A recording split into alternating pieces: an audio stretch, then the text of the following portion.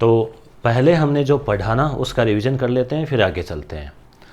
तो देखो, राजस्थान में राजपूत जो है वो प्रमुख रूप से उनकी रियासतें थी। हम भारत की स्थिति की बात करें 1857 की क्रांति से पूर्व की। दूसरी तरफ दक्षिण में और मध्य भारत में महाराष्ट्र है, मध्य प्रदेश है, मालवा आदि, उसमें मराठे थे।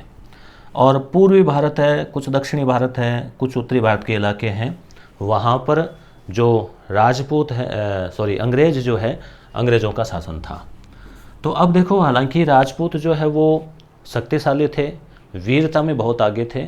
मराठे अगर उनसे सीधा मुकाबला करते तो जो है वो जीत नहीं पाते। मगर मेन चीज़ क्या थी? आपसी फूट, वैमनस्य, द्वेष भावना। इस वजह से जो है इनकी स्थिति है वो कमज़ोर हो गई थी। तो स्थिति क्या थी? हमने यही देखा कि राजपूत राजा आपस में जो है वैमनस्य, उत्तराधिकार का संघर्ष आदि के कारण एक नहीं थे, और मराठे जो है वो इनको आर्थिक रूप से इनसे लगान वसूल कर रहे थे, इनको परेशान कर रहे थे। तो राजपूतों ने सोचा कि अंग्रेज़ों से जो है वो रिक्वेस्ट की जाए कि अंग्रेज़ अगर हमारी मदद कर दें तो जो है हम उसमें फ़ायदा मिल सकता है। फिर क्या हुआ इसमें? फिर अंग्रेज़ों ने पहली बार तो मना कर दिया, एक बार के लिए, संधियों के लिए, क्योंकि अंग्रेज़ वेट कर रहे थे कि क्या स्थिति बनती है, देखते हैं।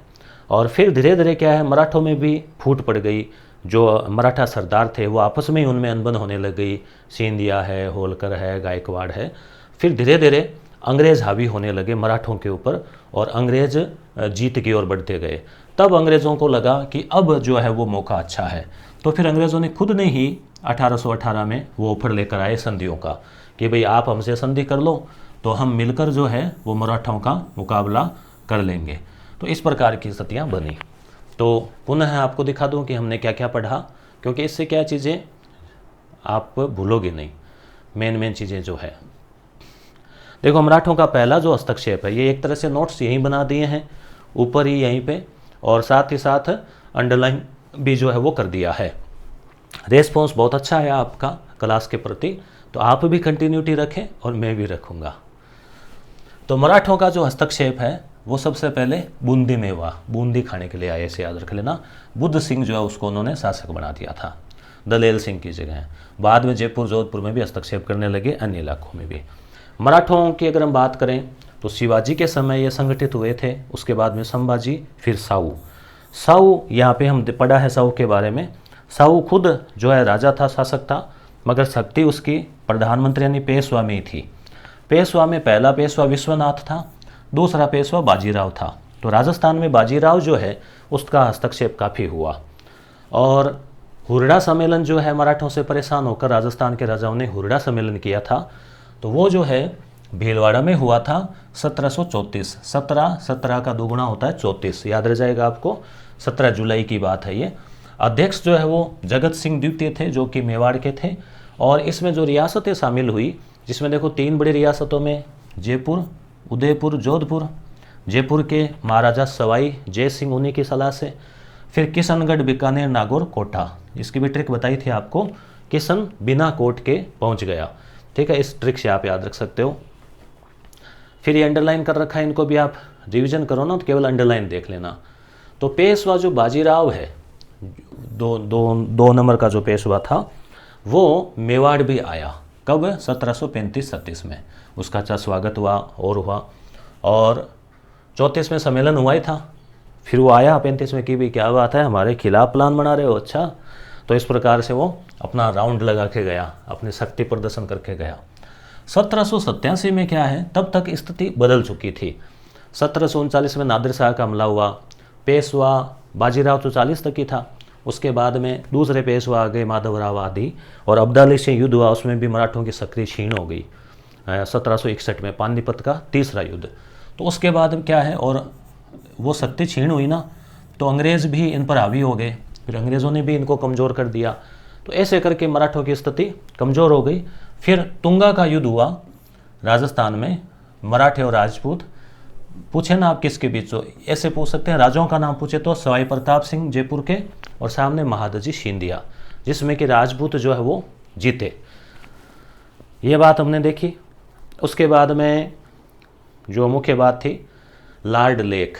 1803 की संधियाँ लॉर्ड लेक जो है वो लेकर आया था, और राजस्थान के कुछ राजाओं ने, भरतपुर, अलवर आदि ने ये कर ली थी संधियाँ, परंतु ये बड़ी व्यापक संधियाँ नहीं थी। 1818 में जो संधियाँ हुई ना वो व्यापक थी, और वो जो है चार्ल्स मेटकाफ जो है वो लेकर आया था प्लान। सिंधिया ग्वालियर में थे, होलकर इंदौर में थे, पेशवा का प्रभाव पुणे या पूना जो है ना उसमें था, और गायकवाड़ बड़ौदा में थे। ठीक है, इस प्रकार के जो कुछ थे वो। पिंडारियों का दमन हेस्टिंग्स ने किया था। पिंडारी भी एक हमलावर जो है वो संगठन था, जाति थी।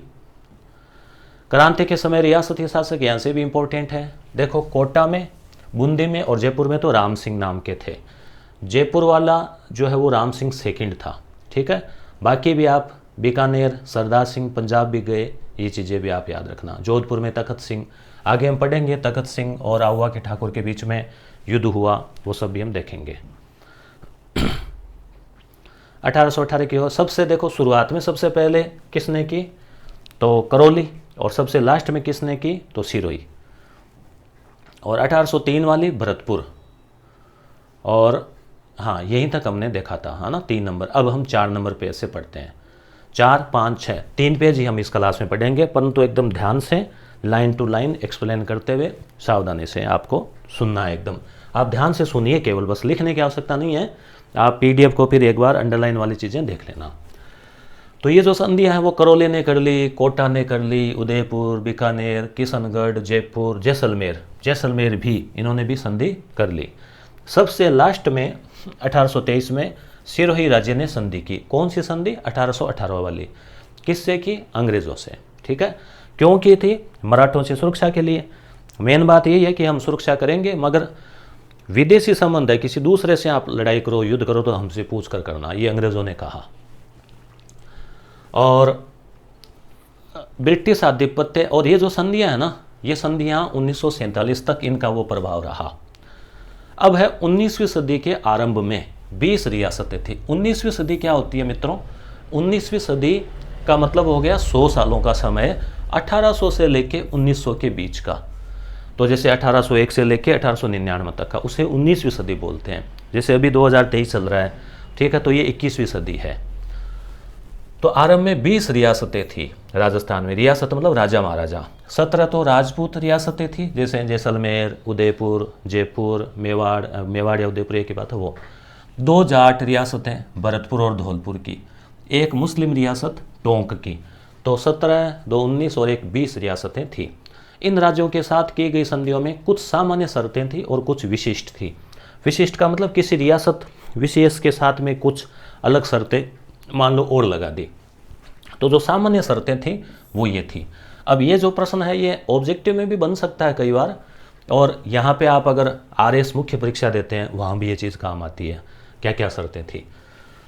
तो संधि द्वारा रियासती शासकों ने अंग्रेज़ों की सर्वोच्चता स्वीकार कर ली, संधि के द्वारा, कि भाई अंग्रेज जो है वो सर्वोच्च है।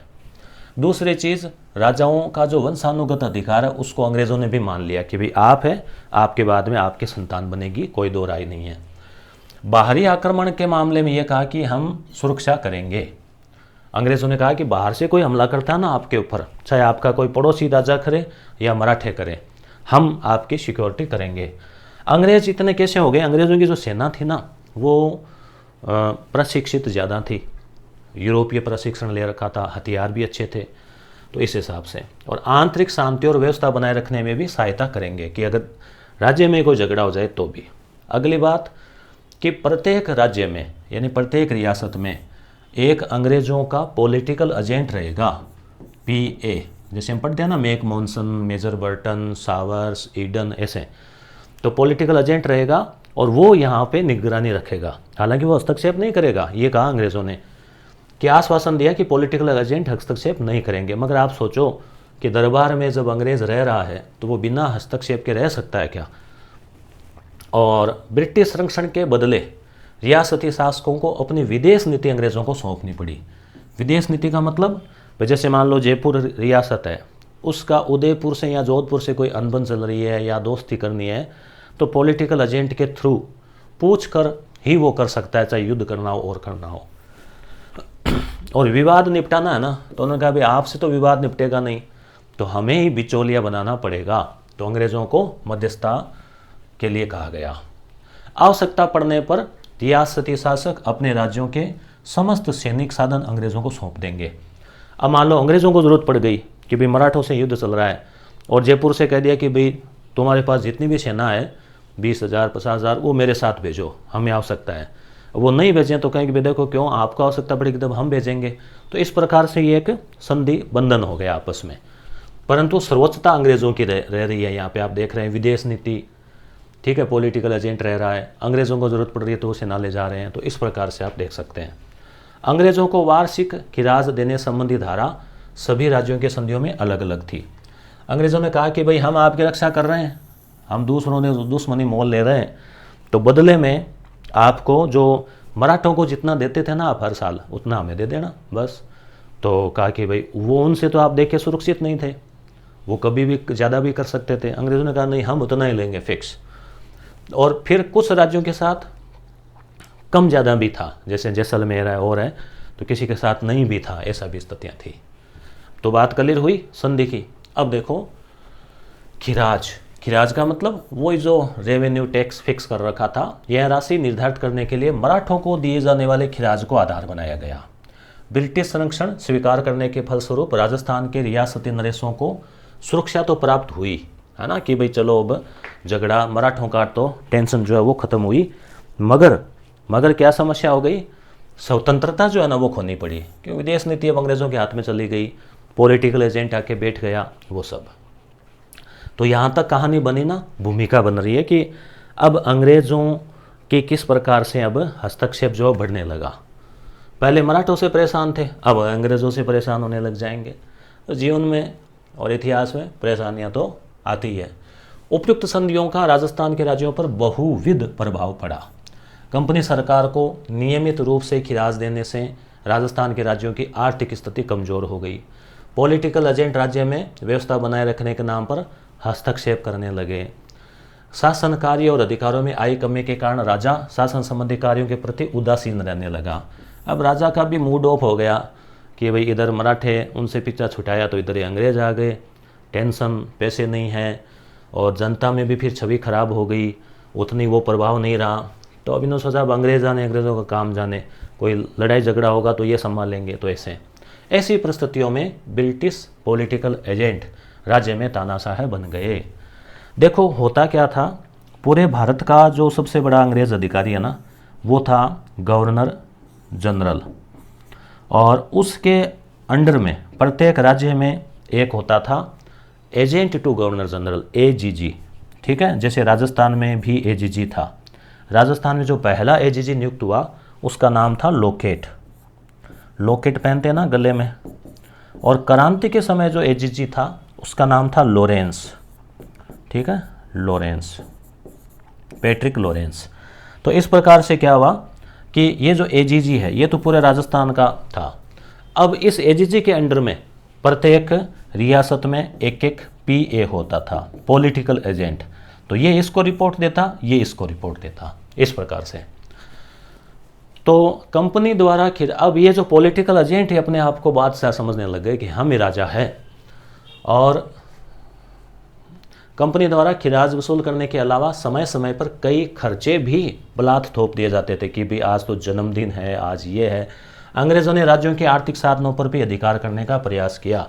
नमक उत्पादन के प्रमुख क्षेत्र सांबर झील, ठीक है, और मेवाड़ में अफीम उत्पादन के क्षेत्रों पर अधिकार कर लिया, क्योंकि यहीं से मेन आमदनी होती थी और यहीं से अंग्रेज़ों ने इन पर थोड़ा थोड़ा इनडायरेक्ट कब्जा कर लिया। शांति और व्यवस्था बनाए रखने के नाम पर लगभग सभी राज्यों में अंग्रेजी सैनिक टुकड़ियाँ स्थापित कर दी गई, जिनका खर्च भी संबंधित राज्य को ही वहन करना पड़ता था। अब राजा कहते भी इनका खर्चा हम क्यों दें, तो कहा ये हमने थोड़ी बनाई है, ये तो आपकी सुरक्षा के लिए है, आप इसका तनख्वाह देते रहो, जब भी ज़रूरत पड़े तो ये आपकी रक्षा करेगी। तो वो खर्चा और हो गया, और भारी खिराज पर ब्याज और अन्य खर्चों के थोपे जाने के फलस्वरूप आर्थिक स्थिति कमज़ोर हो गई। तो कोई भी विद्रोह होता है, क्रांति होती है, लड़ाई झगड़ा होता है, तो उसके पीछे आर्थिक कारण तो होते ही है, पैसा, मनी। तो यहाँ पे आप देख पा रहे हैं कि आर्थिक स्थिति कमज़ोर हो गई। अब राजाओं को भी समझ में आ रहा था, जनता को समझ में आ रहा था कि ये जो अंग्रेज है इनकी वजह से मामला गड़बड़ हो रहा है। तो उनके खिलाफ धीरे धीरे क्या हुआ, असंतोष की स्थिति बनने लग गई। ये वाली लाइन मुझे लगता है ऐसे कोई छपी हुई है, वापस यहीं से शुरू है। सामंतों पर प्रभाव। अब इन घटनाओं का सामंत जो थे, सामंत कौन होते हैं, जैसे मान लो रियासत है, इस रियासत का मुखिया है राजा, ठीक है। अब एक पॉलिटिकल एजेंट और बैठा है। अब इस राजा के अंडर में जैसे अलग अलग क्षेत्र में, जैसे मान लो सलुम्बर हो गया, कोई कोठारिया हो गया, कोई अलग अलग गांव है, तो वहाँ के वो सामंत है, जागीरदार है, वो उससे रिपोर्ट लेते हैं, उसके वो अंडर में थे, उनसे वो टैक्स वगैरह मंगवाते थे। तो सामंत भी उस एरिया का तो एक तरह से वो राजा ही था, मगर हालांकि राजा के अंडर में कई सामंत होते थे। तो सामंतों पर क्या प्रभाव पड़ा इन सब चीज़ों का, तो राजस्थान के शासकों ने मराठा आतंक से सुरक्षा तथा अपने सामंतों पर नियंत्रण स्थापित करने के लिए, देखो राजा जो है ना सामंतों से भी परेशान थे, कई बार सामंत भी जो विद्रोह का झंडा खड़ा कर देते थे। तो अंग्रेज़ों के साथ 1818 की संधियाँ की, अभी हमने पढ़ा, मेटकाफ और शर्तें पढ़ी। संधियाँ संपन्न होने के बाद राजपूत शासकों ने अंग्रेज़ों की सहायता से सामंतों की शक्ति को कुचलने का भी प्रयास किया। अब राजाओं को लगा कि सामंत भी हमें डरा रहे थे मराठों के टाइम, अब इनसे भी थोड़ा सा इनको भी सबक सिखाते हैं। तो कालांतर में, यानी समय के बाद, समय के साथ अंग्रेज़ों ने एक ऐसे कदम उठाए जिससे सामंतों की स्थिति कमज़ोर हुई। यथा सामंतों की सैनिक सेवा के बदले अब उनसे नगद रुपया वसूल करने का निश्चय किया गया कि भी वो सैनिक सेवा देंगे, बदले में नगद रुपए। जागीर क्षेत्रों में सामंतों के कई विशेषाधिकार थे, जैसे जागीरों के निवासी अपने सामंत की आज्ञा के बिना किसी दूसरे स्थान पर नहीं बस सकते थे। मान लो एक जागीर में कोई व्यक्ति है, वहाँ बसना चाहता है दूसरा आके, तो सामंत से पूछकर, ये उसके विशेष अधिकार थे सामंतों के। सामंत व्यापारियों से राहदारी भी लेते थे, दाना पानी आदि शुल्क भी लेते थे। मतलब सामंत भी अपने एरिया में एक तरह से राजा की तरह ही अपने टैक्स वैक्स लिया करते थे।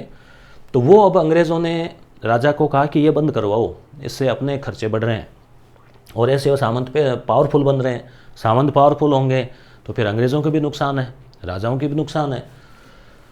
तो उनके बदले व्यापारियों को करते थे। तो इन विशेषाधिकारों को समाप्त कर दिया गया कि ये सब काम राजा का है, अंग्रेज़ों का है, आप ये नहीं है काम आपका है, केवल जब ज़रूरत पड़े तो आप सेना लेके आ जाया करो। 19वीं सदी के पूर्वार्ध तक जागीर क्षेत्र का नेतृत्व सामंतों के पास था तथा समाज में उनकी प्रतिष्ठा भी बढ़ी चढ़ी थी।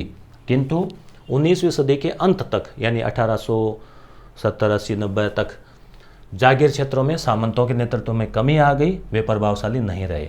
तो देखो सामंत नाराज थे, तभी तो आउवा के ठाकुर ने, कुशाल सिंह ने विद्रोह किया था, राजा के खिलाफ भी, अंग्रेज़ों के खिलाफ भी।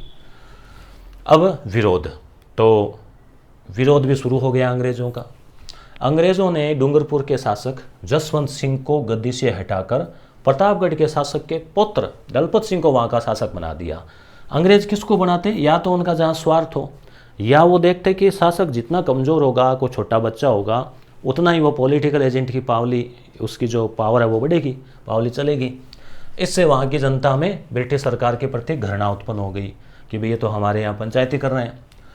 इसी प्रकार जब अंग्रेज़ों ने जयपुर की राजमाता भटियाणी को अधिकारच्युत करने का प्रयास किया तो वहाँ के लोगों ने क्रुद्ध होकर कप्तान ब्लेक की हत्या कर दी। अब यहाँ से एक ऑब्जेक्टिव क्वेश्चन बन सकता है कि भाई कप्तान ब्लेक जो है उसकी हत्या कहाँ हुई, तो जयपुर में हुई। हालांकि ये कोई इन्वेस्टिगेशन का विषय नहीं है, पर क्वेश्चन कई बार बना देते हैं बनाने वाले।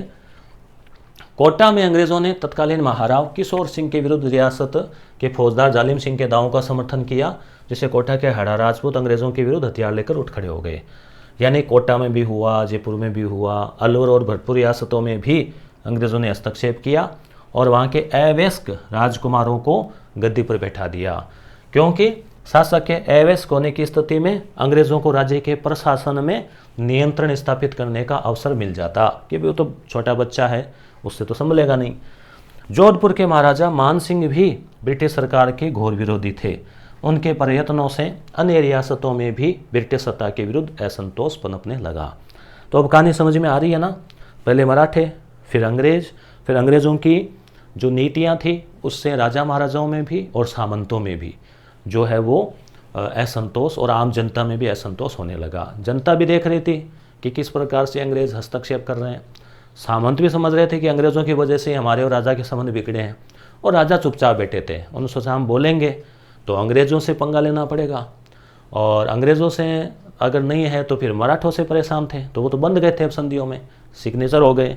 तो इस प्रकार से राजा जो है वो मूक दर्शक की स्थिति में आ गए। राजस्थान में क्रांति के समय ब्रिटिश पॉलिटिकल एजेंट, यहाँ से लगभग हर परीक्षा में क्वेश्चन पूछा जाता है कंपटीशन एग्जाम में, तो इनको आप ज़रूर याद कर लें। देखो कोटा, कोटा में था मेजर बर्टन, तो ऐसे याद रख लें, कोट का बटन, कोट का बटन, ठीक है। और क्रांति के समय इसको मार भी दिया था, इसका सर काट दिया था, तो ये क्वेश्चन भी पूछा गया है एग्जाम में।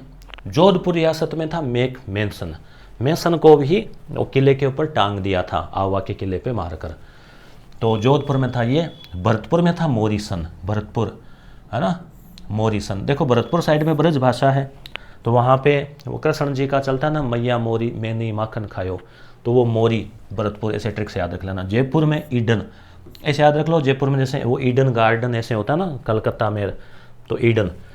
उदयपुर में झीलें हैं और फंवारे हैं, तो सावर्स, सावर्स याद रख सकते हो फंवारों से, है ना, उदयपुर में तो सावर्स। और सिरोही में जो है वो हॉल। देखो सिरोही में पहाड़ियाँ हैं, पहाड़ियों के बीच में सुरंगें भी होती है, हॉल भी होते हैं, तो ऐसे आप ट्रिक से याद रख सकते हो। तो ट्रिक से आप सभी को याद रख सकते हो, याद रखना है इनको, 1 2 3 6 ही तो है, क्वेश्चन आता है। कोट का बटन, जोधपुर मेंसन, ये 2 तो पता है आपको, भरतपुर में मॉरिसन, जयपुर में ईडन, उदयपुर में सावर, यहाँ पे हॉल, ठीक है। अब असंतोष और बढ़ता गया। राजनीतिक आधिपत्य स्थापित करने के पश्चात अंग्रेज सरकार ब्रिटिश भारत की भांति राजस्थान पर भी सांस्कृतिक विजय कि भाई अब इनके जो कल्चर है ना उसमें भी कुछ सुधार करो। चलो सुधार किया हो तो अच्छा ही काम था, मगर लोगों में भी असंतोष हुआ ना कि भाई ये इस प्रकार से हस्तक्षेप कर रहे हैं हमारे जीवन में, धर्म में और में, तो दिक्कत हो जाएगी। ब्रिटिश सरकार ने सामाजिक सुधार के लिए प्रचलित परंपराओं, रीति रिवाजों, कुरीतियों को समाप्त करने के लिए विशेष कदम उठाए।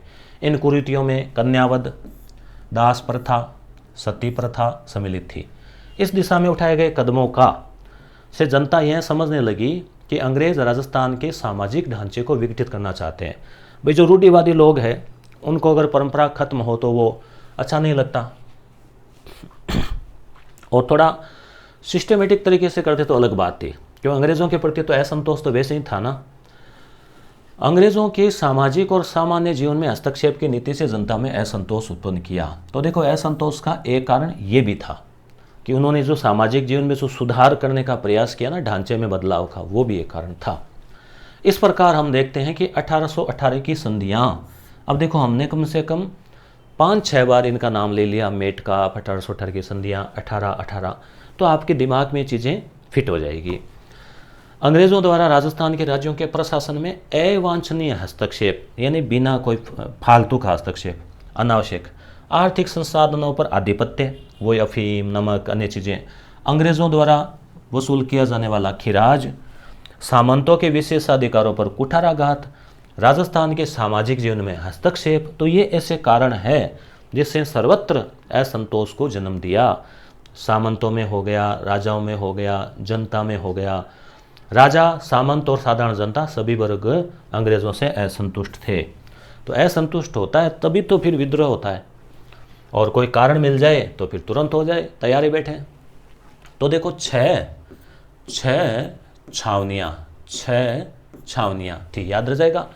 ट्रिक है, नानी ब्याह देखे एरिनपुरा में, नानी ब्याह देखे, नानी ब्याह, जैसे कई बार आप देखते हो ना गाँव से बारात वरात निकलती है, तो ग्रामीण इलाके में महिलाएं जो है वो दूरबीन से, दूरबीन कैसे, जैसे घूंघट है, घूंघट का वो इस प्रकार से ऐसे दूरबीन सा बनाती है, और फिर वहीं से जो है वो घूंघट भी नहीं हटाया, और लाइव जो है वो डांस प्रोग्राम भी, नागिन डांस भी उन्होंने देख लिया बारात का। तो आप ऐसे ट्रिक से याद रख सकते हो कि नानी जो है वो ब्याह देखे एरिनपुरा में। तो न से नसराबाद, नी से नीमच, और ब्याह मतलब ब्यावर, और देल देखे, देर से क्या है वो देवली, और खे से खेरवाड़ा, और एरिनपुरा, ठीक है। तो अब 28 मई राजस्थान में क्रांति कब हुई, 28 मई 28, ठीक है, 1857, 28 मई है। नसराबाद से क्रांति की शुरुआत हुई राजस्थान में। 15वीं बंगाल नेटिव इन्फेंट्री। नेटिव का मतलब होता है मूल निवासी, यानी सैनिक तो भारतीय थे, सैनिक भारतीय थे। अंग्रेज़ों के अधिकांश जो सैनिक है ना, हमारी जुत्ती हमारे सर था। भारतीय सैनिकों को ले लिया, पैसे के बदले वो काम करते, उन्हीं से हमारे विद्रोह को कुचलवाते। उनके ऊपर जो अफसर थे ना अधिकारी लेवल के, वो अंग्रेज हुआ करते थे, वो उनको कंट्रोल करते थे। तो जनता से ये हो गया। अब आगे देखो, खिराज असंतुष्ट थे। यहाँ से ईसाई धर्म के प्रचारकों की संदिग्ध गतिविधियों के कारण अंग्रेज मेरवाड़ा क्षेत्र में यह विचार पनपने लगा कि अंग्रेज यहाँ के हिंदुओं का धर्मांतरण कर उन्हें जबरदस्ती ईसाई बनाने के लिए प्रयत्नशील है। व्यक्ति क्या होता है, व्यक्ति सबसे ज़्यादा कब भड़कता है, धार्मिक मामले का कोई मुद्दा है ना, कि हम सीधे भावनात्मक रूप से जुड़े होते हैं, तो वहाँ पे जल्दी भड़कता है। इससे उनमें ब्रिटिश सत्ता के प्रति तीव्र आक्रोश उत्पन्न हो गया। ब्रिटिश विरोधी भावनाओं को पनपाने में राजस्थान के कवियों और साहित्यकारों ने भी योगदान दिया। उनके द्वारा ऐसे शासकों की निंदा की गई जो ब्रिटिश सत्ता के भक्त थे, और उन शासकों और सामंतों की प्रशंसा की गई जो ब्रिटिश सत्ता के विरोधी थे। ऐसे कवियों में जैसे बांकीदास है, तो बांकीदास विख्यात, राघोदास है, सांदू है, गांगजी है, और महाकवि सूर्यमल मिश्रण आदि के नाम उल्लेखनीय है, जिन्होंने प्रभावशाली रचनाओं के माध्यम से ये अंग्रेज़ों के खिलाफ वातावरण बनाया। इससे स्पष्ट है कि भारत में क्रांति प्रारंभ होने से पूर्व ही देशी रियासतों में ब्रिटिश सत्ता के विरुद्ध तीव्र असंतोष व्याप्त था। ठीक है, तो इस प्रकार से तीव्र असंतोष व्याप्त था। और सन 1857 के क्रांति प्रारंभ होने के समय राजस्थान में 6 छावनियाँ थी, नसराबाद, नीमच, देवली, ब्यावर, एरनपुरा, खेरवाड़ा। इन छावनियों में लगभग 5000 सैनिक थे, परंतु किसी भी छावनी में कोई अंग्रेज सैनिक नहीं था, केवल 30 अंग्रेज अधिकारी थे। ठीक है, अब क्या हुआ, मेरठ में क्रांति हुई।